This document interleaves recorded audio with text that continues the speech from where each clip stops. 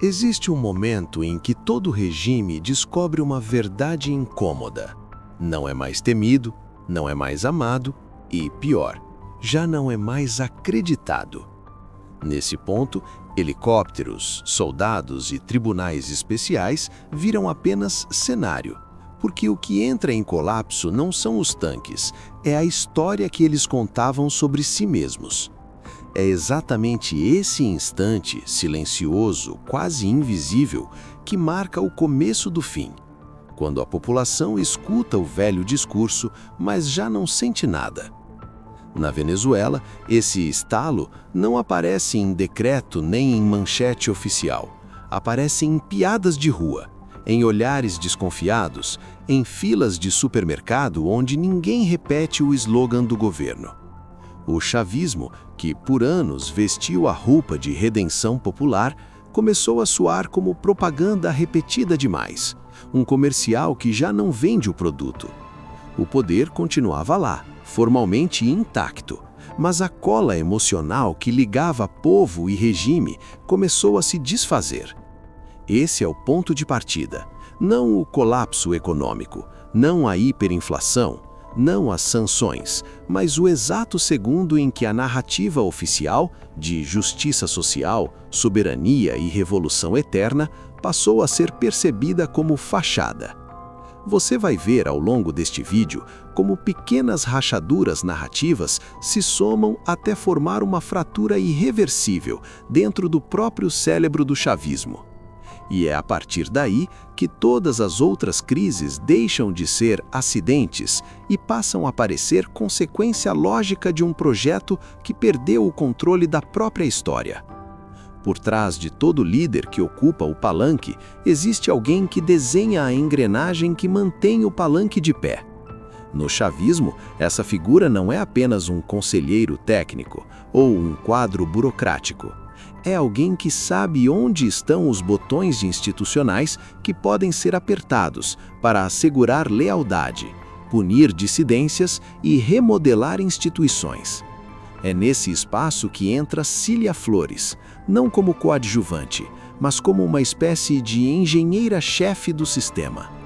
Advogada, ligada desde cedo à defesa de Hugo Chávez, Cília construiu poder não em comícios, mas em estruturas. Assembleia Nacional, comandos políticos, articulação entre executivo, parlamento e judiciário. Ela aprendeu a operar o software do Estado venezuelano enquanto outros disputavam o hardware do carisma nas ruas. Ao presidir a Assembleia Nacional e integrar o núcleo duro da Revolução Bolivariana, ela ajudou a calibrar uma máquina que misturava ideologia, cargos e medo numa mesma estrutura de controle. Enquanto a narrativa pública falava de povo, pátria e socialismo, Cília tratava de algo mais frio: garantir que as peças institucionais se movessem sempre em favor do projeto, mesmo quando a popularidade começasse a cair. É por isso que muitos analistas a descrevem como ponte entre o discurso inflamado do chavismo e o funcionamento concreto das engrenagens do poder. Ao longo do vídeo você vai perceber como essa arquitetura discreta foi essencial para transformar um movimento político em uma máquina institucional capaz de sobreviver à morte de Chávez e às crises seguintes. Nicolás Maduro herdou o microfone, mas não necessariamente o manual de instruções do sistema.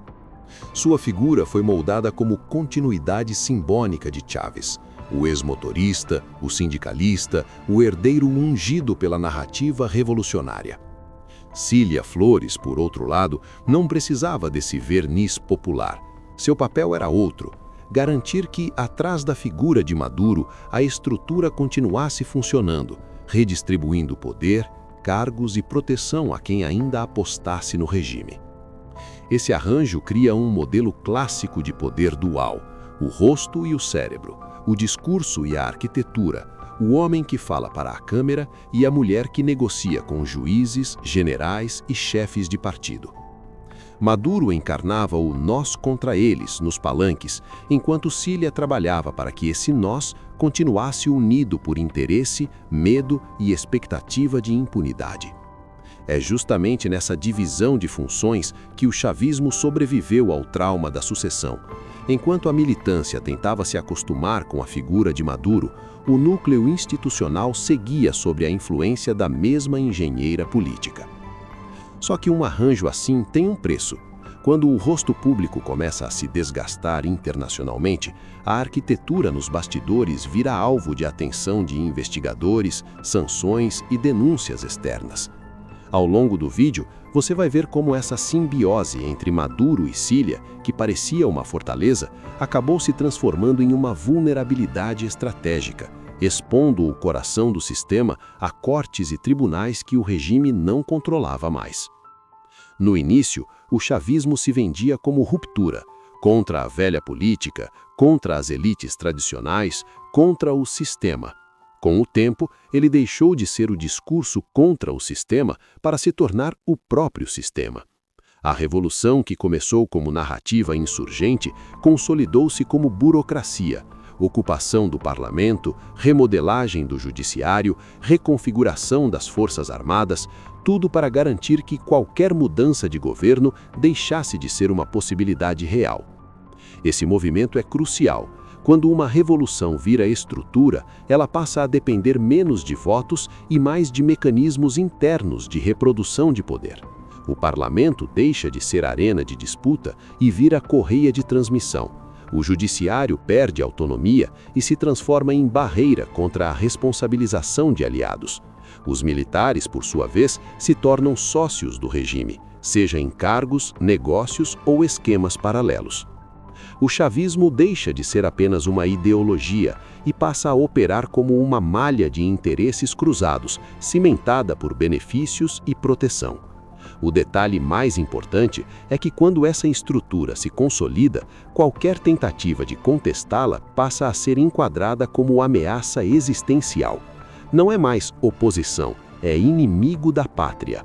Ao longo do vídeo, você vai perceber como essa transição de movimento à estrutura explica tanto a resistência do regime em ceder, quanto a dificuldade extrema em reformá-lo por dentro, mesmo quando a crise econômica e social chegou a níveis que pareciam insustentáveis. Por muito tempo, o regime conseguiu tratar acusações externas como narrativa inimiga, imperialismo, complô, propaganda. Mas existe um tipo de acusação que é mais difícil de enquadrar como teoria da conspiração, aquela que envolve parentes próximos, provas materiais e um tribunal respeitado internacionalmente. É nesse ponto que entra o caso dos narco-sobrinhos, envolvendo sobrinhos de Cília Flores presos por narcotráfico e levados a julgamento no Distrito Sul de Nova York, uma das cortes mais relevantes dos Estados Unidos para crime organizado transnacional. O episódio expôs algo que a narrativa oficial sempre tentou ocultar: a mistura entre círculo íntimo do poder e redes de crime, passando longe da retórica de justiça social. Os sobrinhos foram flagrados em uma operação internacional, enfrentaram processo com risco de prisão perpétua e o caso ganhou repercussão global. De repente, a ideia de que o chavismo era apenas vítima de perseguição política começou a competir com uma imagem bem diferente, a de um regime cujos laços familiares se entrelaçavam com esquemas de tráfico de drogas. Esse escândalo não derrubou o governo, mas corroeu algo que é ainda mais precioso para qualquer projeto de poder: a blindagem moral. Se antes era fácil apresentar sanções, denúncias e críticas como ataques ideológicos, agora havia um caso concreto, com nomes, datas, provas e sentenças. Ao longo deste vídeo, você vai ver como o caso dos sobrinhos funcionou como um divisor de águas na percepção interna e externa do regime, abrindo espaço para que a Venezuela fosse tratada não só como uma ditadura, mas como uma estrutura acusada de operar em associação com o crime organizado. Quando um regime se sente seguro, a propaganda celebra. Quando se sente ameaçado, a propaganda tenta desesperadamente convencer. A figura de Cília Flores, transformada em personagem midiática, a primeira combatente, Cilita, a mulher do povo que ascendeu ao topo do poder, é um exemplo de como o chavismo usou narrativa pessoal como estratégia de sobrevivência política. Em vez de uma primeira-dama discreta, o regime construiu uma heroína oficial, alguém cuja história de vida deveria legitimar a continuidade do projeto. Vídeos, slogans, aparições coreografadas, tudo servia para reforçar a ideia de que Cília não era apenas esposa de Maduro, mas parte orgânica da luta bolivariana, desde os tempos de Chávez. A propaganda insistia na narrativa da mulher simples, vinda de origem humilde, que teria se sacrificado pelo povo e pela revolução. Enquanto isso, paralelamente, ela acumulava poder como articuladora central entre executivo, parlamento e judiciário, muito além de qualquer papel meramente simbólico. Só que existe um efeito colateral nesse tipo de construção. Quanto mais uma figura é elevada à condição de personagem heróica, mais frágil ela se torna quando surgem denúncias, sanções e escândalos ao seu redor. No momento em que o nome Cilita passou a circular não apenas em peças de propaganda, mas também em listas de sanções e acusações estrangeiras, a narrativa oficial começou a parecer defensiva, quase ansiosa. Ainda neste vídeo você vai ver como essa discrepância entre o mito e os fatos corroeu a credibilidade do regime de dentro para fora. Regimes como o chavismo aprenderam uma arte perigosa: realizar eleições sem necessariamente correr o risco de perder o poder. A fórmula mistura controle de instituições eleitorais, pressão sobre adversários, uso de recursos estatais em campanha e, em casos extremos, manipulação direta de resultados. Por fora, a fachada de democracia continua. Há urnas, há campanhas, há datas no calendário, mas por dentro, a confiança da população e da comunidade internacional na lisura desses processos vai se deteriorando pouco a pouco. A crise de legitimidade não nasce só da suspeita de fraude, mas da percepção de que as regras do jogo mudam sempre que o regime se sente ameaçado. Quando candidatos opositores são presos, inabilitados ou forçados ao exílio, o voto deixa de ser escolha e vira simulação. A cada eleição contestada, a capacidade do governo de dizer "somos a vontade do povo" perde densidade e a disputa política migra das urnas para as ruas, para os tribunais internacionais e para a opinião pública global. No caso venezuelano, essa erosão de legitimidade se misturou à crise econômica e ao desgaste da narrativa revolucionária, criando um cenário em que, mesmo quando o regime declarava vitória nas urnas, a sensação social era de derrota generalizada. Ao longo do vídeo, você vai perceber como essa combinação, eleições sem confiança e poder sem credibilidade, empurra o sistema para um paradoxo. Ele precisa das eleições para se legitimar, mas cada eleição passa a expor ainda mais sua fragilidade. Quando as sanções internacionais se intensificam, o regime tenta transformar punição externa em combustível narrativo interno. O discurso é conhecido: não é culpa nossa, é culpa deles. O imperialismo está asfixiando o povo. Na Venezuela, sanções dos Estados Unidos e de outros atores atingiram setores estratégicos como petróleo, ouro e finanças, congelando ativos, restringindo transações e pressionando figuras-chave do chavismo. Isso aprofundou a crise econômica, mas também deu ao regime um novo argumento para explicar o colapso. Só que sanções não atuam no vácuo. Elas interagem com uma economia já devastada por má gestão, corrupção e desmonte institucional. Antes mesmo do embargo mais pesado, o país já enfrentava recessão profunda, hiperinflação e desorganização produtiva. As sanções funcionaram como acelerador de um carro que já vinha descontrolado. Em resposta, o regime estimulou ou tolerou o surgimento de uma economia paralela, onde militares, aliados políticos e redes ilícitas passaram a ocupar espaços deixados pela retração do Estado formal. Com o tempo, essa economia de exceção, baseada em esquemas opacos, tráfico, contrabando e negócios com aliados externos selecionados, virou parte estrutural da sobrevivência do regime. Enquanto o discurso oficial denunciava o bloqueio, figuras do círculo de poder se adaptavam, criando novas formas de renda, muitas vezes fora da legalidade internacional. Ainda neste vídeo, você vai ver como esse ambiente de sanções e isolamento reforçou a narrativa de cerco externo, ao mesmo tempo em que corroeu de forma irreversível as bases econômicas e morais do chavismo. Todo projeto de poder baseado em fidelidade pessoal e benefícios materiais enfrenta um momento inevitável, quando ser leal passa a ser mais perigoso do que romper. À medida que investigações, sanções e processos em tribunais estrangeiros avançam, apontando não só para Maduro, mas também para Cília Flores e outros integrantes do núcleo duro, a elite chavista se vê diante de uma escolha brutal: continuar apostando no regime ou buscar saídas individuais para evitar prisão, confisco de bens ou exílio forçado. Esse dilema não se resolve em discursos públicos, mas em reuniões secretas, em barganhas silenciosas, em mensagens criptografadas trocadas entre generais, juízes e operadores financeiros. Alguns tentam manter a lealdade esperando uma futura anistia.